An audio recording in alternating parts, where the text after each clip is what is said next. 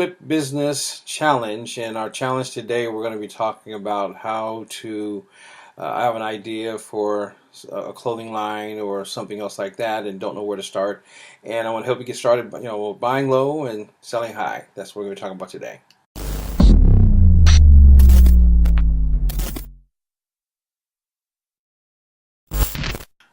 Hello, this is Brian, and I've been an entrepreneur for, actually since 1974, 75, somewhere in there. I started with a lawnmower service where I borrowed my dad's lawnmower, and the rest is history. Got some accounts, and from those accounts, it got me started into being an entrepreneur. What I want to talk to you today about is I've had some folks talk about they want to start their own clothing line, or they want to start sell clothing actually, and more so the clothing line. And so what I shared with them was I live in California, in Southern California in particular, and where I am, I'm about 30 miles east of Los Angeles, and Los Angeles is Southern California, Los Angeles, Hollywood is the center of the entertainment industry. It also has something called the wholesale district, and so it's from clothing to jewelry to furniture to you name it, it's there. And so the way you go about it is the first step is decide what you want to sell, and then based upon that, there's different areas in downtown, so you can Google it or look down in the show notes. I'll put it down there a little bit later on for you to understand what you need to do or where to go. And so the cool part about it is, well, one of the first things you do is get a resell license. And so with a resell license, you go to the, look it up online and State Board of Equalization, and you fill out a form online, and you're off and running. There's no upfront fee, and it allows you to buy what is called become a reseller, which means that you can buy wholesale. And as a wholesaler, now you're able to take this form. Hold on one second, sorry. Take this form and go into a place that is wholesale and sell, and buy the products wholesale, and then you turn around and do what is called mark it up, and then when you mark it up, you sell it. And so your challenge today is to first and foremost figure out what it is, and then the biggest part, just so you know up front, that most of if you go into the clothing or purses or jewelry is a little bit different. But there's a minimum, and so there's a minimum buy that you have to buy. But if you negotiate, and depending where, there's this place called the Alley, and the Alley is where they're resellers selling wholesale, but at the same time they're part of the ones that import it in, and so they have these little kiosks that they have in little stores down this alleyway that started years and years and years ago. And so you can, if you really don't have a whole lot of money to buy the minimums, you just want to start off with the onesie twosies, then I would say start off in the Alley.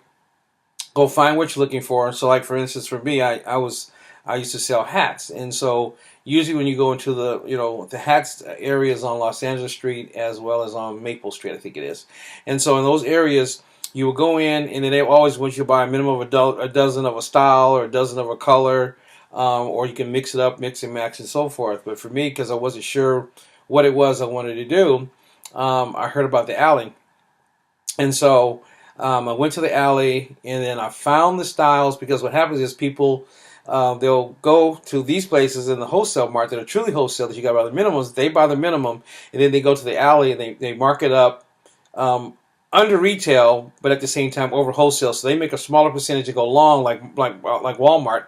And so what they do is you go there, and what I did was I would buy onesie twosies, and then I would go and put them online, and if it's sold or people liked it or they asked for different colors or whatever, then I would just rush back and go to Los Angeles. I made less money that way, but it got me my start where I couldn't afford the minimum at the time of that, so I was able to do that. It's the same thing when I was in the music business, and that's back when they had retail stores. They had a small chain of stores called Street Beat Records, and Street Beat Records we sold DJ equipment, DJ Pro sound equipment.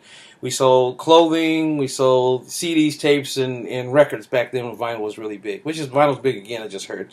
So anyway, so what I would do is there were some wholesalers back then that were called one-stops, and you would go to the one-stop, just like we're talking about with clothing and everything else. So every place that just like there's computers, there's computer marts, and so on and so forth. But for music, I was going to this one-stop. And then what happened was I found these little smaller stores where they had specialty stuff that were independents that people were asking about. So I did some research, and through being, learning by experience, and learning by listening to my customers, also talking to other retailers in the same business, they kind of say, hey, by the way, you can get a better deal over here because more than one location sold product or the same product or even something a little bit different depending on the buy-in, what they had to, how they can get into the major distributors and so forth. So anyway, I'm sharing this to say that basically, if you really the next level, especially with the internet being the way it is, you can start a great internet business because New York has a garment district, and all the major cities will have. New York and Los Angeles are the largest two in the country. So if you're here in Southern California, it's awesome. We're going to get into something called drop shipping in a couple of videos coming up, but you can go to downtown Los Angeles, go to Los Angeles Street, buy low, sell high. That is your Flip Business Challenge for today. This is Brian. See you on the next video.